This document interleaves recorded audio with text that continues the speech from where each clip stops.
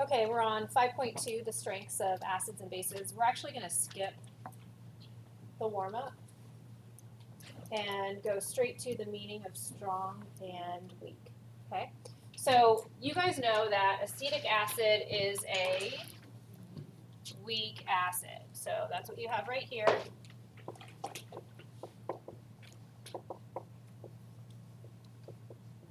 And weak acids are only partially ionized, right? So they have very few freely moving ions, and that makes them really poor conductors of electricity. That is why the light bulb is not lit. Okay? Over here I have hydrochloric acid. Hydrochloric acid is a strong acid. That means it has a lot of freely moving ions. It's 100% ionized in solution, and it's a great conductor of electricity. That's why this light bulb is lit. Okay? And what we're going to be doing is talking about strong versus weak acids and bases. And I'm going to show you a couple of different ways to represent them with equations. So let's turn to the next page here. Just as a formal definition, strong acids are completely ionized. That means they are 100% ionized in solution. They will only exist as ions. Weak acids are partially ionized. Generally speaking, this is going to be less than 1% of the time are they ionized, okay? And if I'm talking about a strong acids have a couple of different ways of us representing them in solution. And here we're looking at hydrochloric acid. The first way is where the hydrochloric acid completely dissociates, which is why you have this single arrow pointing in the right direction. And you're going to produce hydrogen ions and chloride ions. And this is what you would have 100% of the time.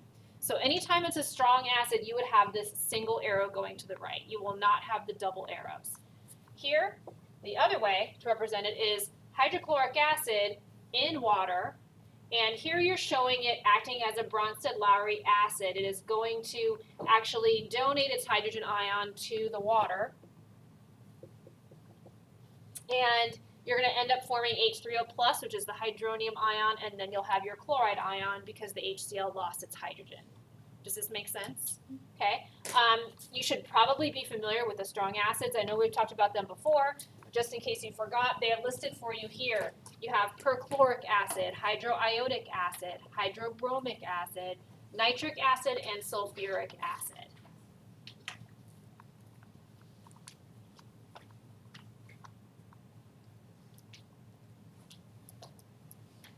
Let's take a look at the weak acid, acetic acid, for a minute. Remember that when you have a weak acid, it's only partially ionized, and most of the molecules, the acetic acid molecules themselves, are actually going to remain intact in solution. So what we're going to have is the double arrows here. And we're actually using the equilibrium arrows in the equations, and this is what you use for weak acids specifically. Okay, so you only use that single arrow pointing to the right for the strong acids, and then the double equilibrium arrows for the weak acids because they partially ionize. So here we're forming a hydrogen ion and an acetate ion less than 1% of the time, not often. We have our two different ways to represent them. And here we're showing our acetic acid acting as a Bronsted-Lowry acid. It is donating a hydrogen ion to water. Remember, this doesn't happen very often because it's weak. And you're forming the hydronium ion and then an acetate ion on the product side. Okay? Can I leave acids? Are we done with strong and weak acids now? We understand? Let's go on to strong and weak bases for a second. Strong bases, just like strong acids, are completely ionized in solution. They will completely dissociate into their ions. And weak bases are going to produce very few ions. Something that you should know is what are the strong bases? We've mentioned them before, but just in case you forgot, they're listed here. We have sodium hydroxide, potassium hydroxide, calcium hydroxide, magnesium hydroxide. And then for our weak bases, we talked about in the last section, ammonia is a weak base. Another weak base would be methylamine, CH3NH2. okay? There are many anions that are weak Bronsted-Lowry bases, and they will actually accept a hydrogen from another substance, and then we will get a hydroxide. So if I can draw your attention to this reaction here, I have a nitrite ion. This is an anion, and this nitrate is actually going to accept a hydrogen ion from water. So this is nitrite acting as a Bronsted-Lowry base. And you're going to form nitrous acid, and then a hydroxide ion. Okay? Notice you have the double equilibrium arrows here, and that's because this is a weak base example. Okay. Let's go to the quick check. Explain the difference between a concentrated acid and a strong acid. Well, concentrated acids are going to have high molarities, okay?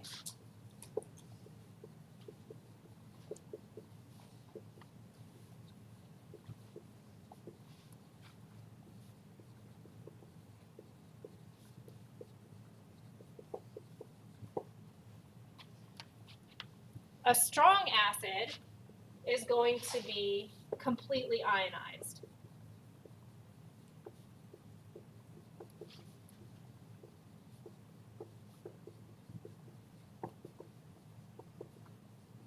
Is it possible to have a concentrated weak acid? Yes, it is, actually. Let's give an example. An example would be, there are a couple of weak acids that we're familiar with. There's hydrofluoric acid, there's acetic acid. If we have 6 molar hydrofluoric acid as an example, this is a high concentration, so it's concentrated, and this is a weak acid. Does that make sense? So you could also have 6 molar acetic acid.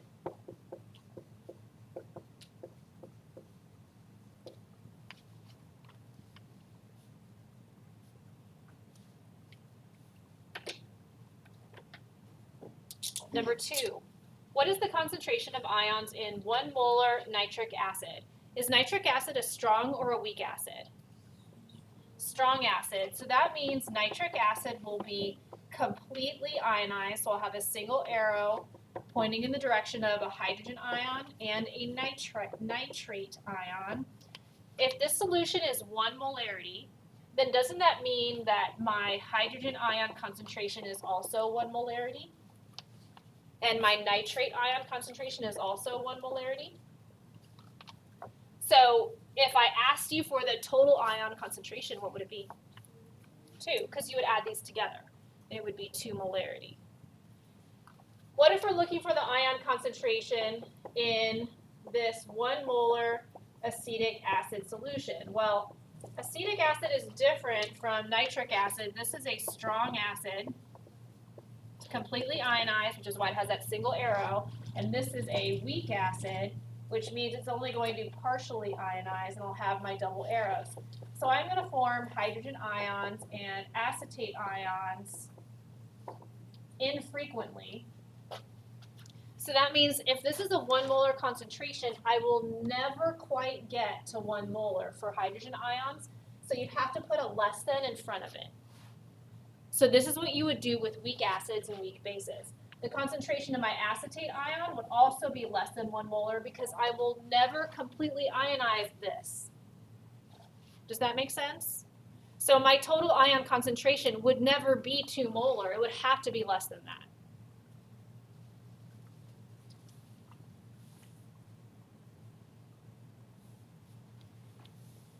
Let's look at question number 3.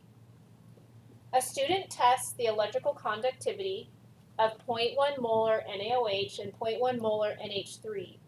Draw a diagram showing what you would expect to see under each diagram. Write the chemical equation representing what is happening in each solution.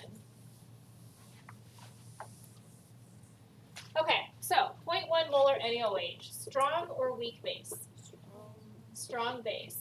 So that means if I put this in a well plate, I'm going to have a lot of ions. I'll have sodium ions and hydroxide ions in that well plate just everywhere, right? So I'm just giving you an example here of what it might look like. Make sense? Okay. If I were to write the chemical equation representing what's happening, isn't my NaOH completely dissociating into sodium ions and hydroxide ions? Yeah? If I look at my 0.1 molar NH3, ammonia is a weak base. So although this strong base may be 100% ionized, this weak base is less than 1% ionized. And ammonia in water is going to produce ammonium ions and hydroxide ions very infrequently. So if I'm looking at a well plate, I am most likely going to have an ammonium ion and a hydroxide ion like very rarely, okay? Which means that if I'm going to put this in solution, I'm just going to leave it as ammonium hydroxide molecules like this, just floating around, or ammonia. Does that make sense? So in comparison, I have very, very few ions. And if I'm going to write an equation representing what's actually happening in the solution, when you have ammonia in water, since it's a weak base, you have to have your equilibrium arrows, the double arrows, and ammonia is going to accept a hydrogen from water, and that's going to make it ammonium, and then you'll have your hydroxide.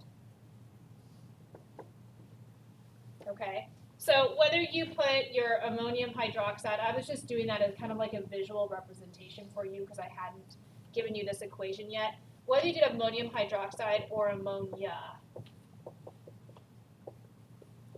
I think you get the idea.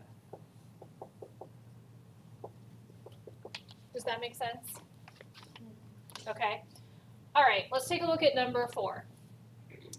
Will the chloride ion act as a Bronsted-Lowry base in water? Explain. Okay, well, let's take a really close look at this.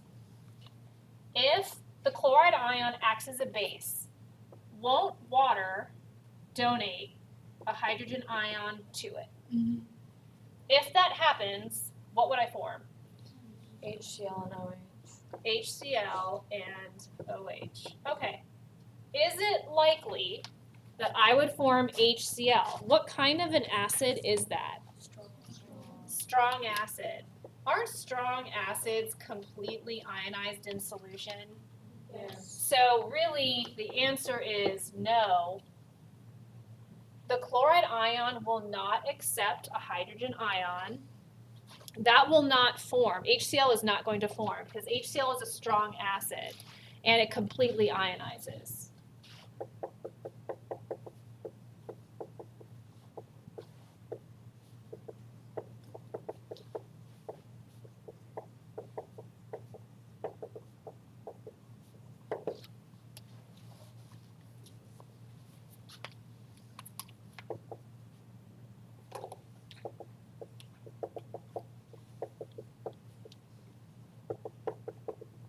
Okay.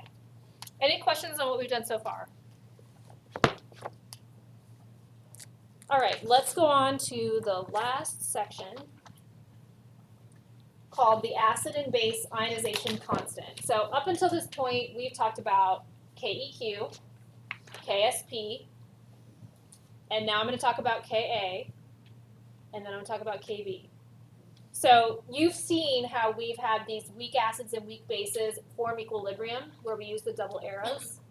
So that means we can have a constant for the ionization of the weak acid or the weak base. So let me show you here. We're first going to talk about weak acids. So this entire section here is about weak acids and their Ka. So you know that acetic acid is a weak acid, and in water, it's going to give a hydrogen ion away infrequently, right? And for weak acids, we form an equilibrium, which is why we have the double arrows. And when we're at equilibrium, you know you can write a KEQ expression. We've done it in previous sections, right? Here, what we're going to do is we're going to replace this EQ with an A. And that's what we do when we're working with weak acids. And we call the Ka the acid ionization constant. And when we write the expression for Ka, you include these ions that are in solution. It's going to be the product of the ion concentrations here. So the H3O plus times the CH3COO minus. So these are your product ions divided by acetic acid. And you will exclude water because water is a liquid. Easy enough? We've learned this before, right? Mm-hmm. Okay, and then once we move on into weak bases on the next page,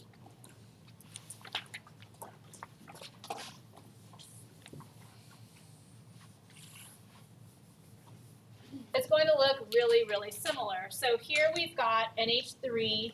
NH3 is a weak base,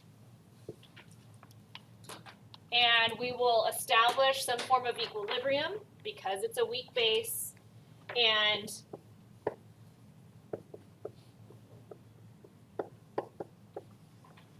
we can write a equilibrium expression. The only difference here is that you're going to replace the EQ in KEQ with a B, and you will call the KB the base ionization constant. You will put the product of the ion concentrations here on the top, so your ammonium ion times the hydroxide ion concentration divided by the ammonia concentration. You will exclude water from that expression. Okay. Something else that I want you to make a note of up here in the reading is for Ka values for weak acids are less than 1. Star that.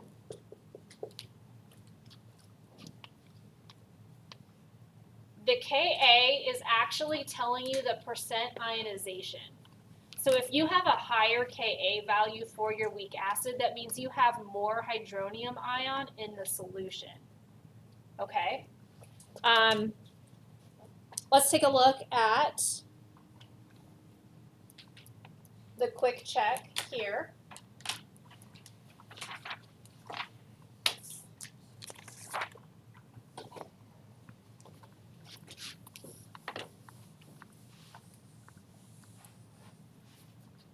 HF is a weak acid. Write an equation showing how HF acts in solution.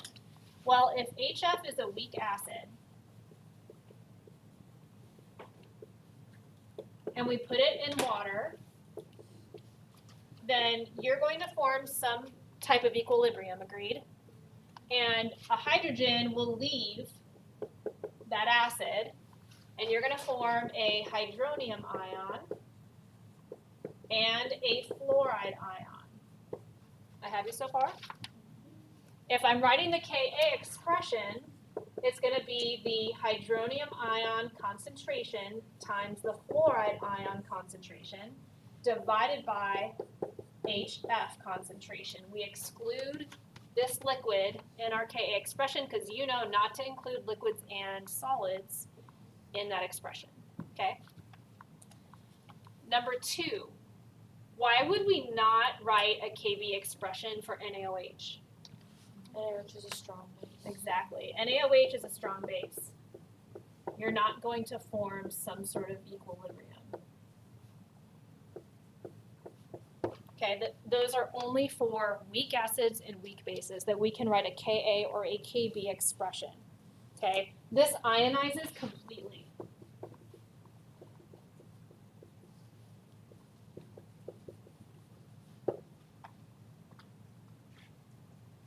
So no equilibrium is present, so no Kb.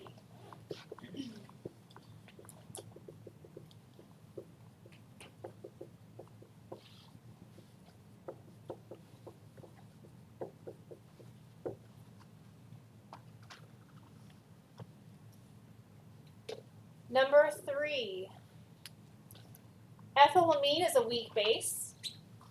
Its formula is CH3CH2NH2. Write an equation showing how ethylamine